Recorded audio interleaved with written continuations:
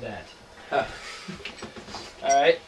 Hello, everybody. Hi, Hello. How do you like my shirt? Reebok. This is the oldest piece of serviceable clothing that I have. I got this back in middle school when Reebok was the Pepsi to Nike's Coke.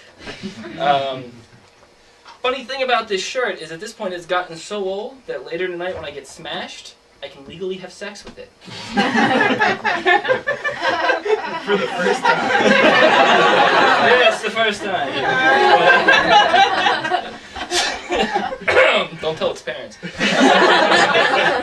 Like most people here, I was a child of the 80s, and one thing I really missed from the 80s was the future. The 80s had the best future ever. You know? There was flying cars that had never heard of aerodynamics. You had robots that could almost perfectly imitate human life, but the internet didn't exist. You had fun little things like video phone booths. And it just makes me wonder, like 20 years from now, what will we look back at that we thought we were going to have that just never came to be? You know, things like universal health care. Yeah, see, that joke's funny because according to most Republicans, universal health care is the scariest thing a black man's ever said to them. Now, for me, the scariest thing an African American has ever said to me was actually a young lady. And I, for the life of me, do not remember what I said to her. But I remember that her response was, "Yes, massa." Easily the most terrifying erection I have ever had. He's like, "Go down, little buddy. It's a trap."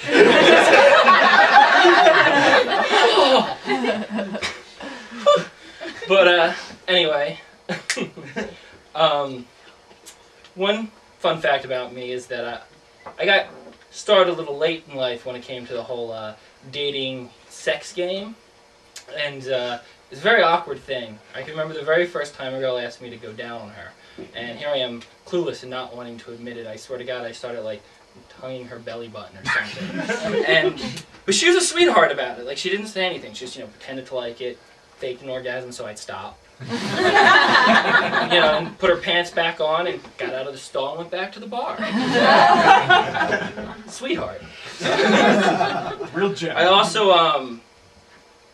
not to get too personal, but recently had anal sex for the first time, and it was fun. But I gotta warn everybody that afterwards, it smelled like condoms when I pooped. They don't warn you about that in the pornos. So yeah, if you can't tell, by the way, most of my jokes are all sexual. Like, if a psychiatrist gave me an ink blot, it'd just be like cock, balls, clit, perineum. That one is probably two sets of labias rubbing together where both women are completely shaved. Or butterfly, it's hard to tell. But,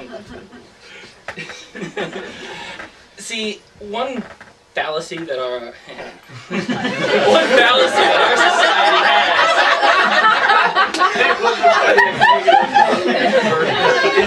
is we like to pretend that men are the horny ones and women are just putting up with it because they love their man, which is utter bullshit, as most of us know by now. But I think that a lot of this illusion comes from the fact that a lot of couples are still having like plain old vanilla in, out, and done sex. And obviously, ladies, you're at an anatomical disadvantage if that's all you're doing. I mean, think about it. The penis is thrust deep into enemy territory and captures the flag, while Miss Clitoris tries to play goalie by leaning up against the post. Look, you gotta get her in the game, girls. And if your boyfriend won't, step up to bat, then you've got it, because frankly, I'm running out of sports metaphors here. And that's my short bit. Enjoy the upcoming comedians tonight.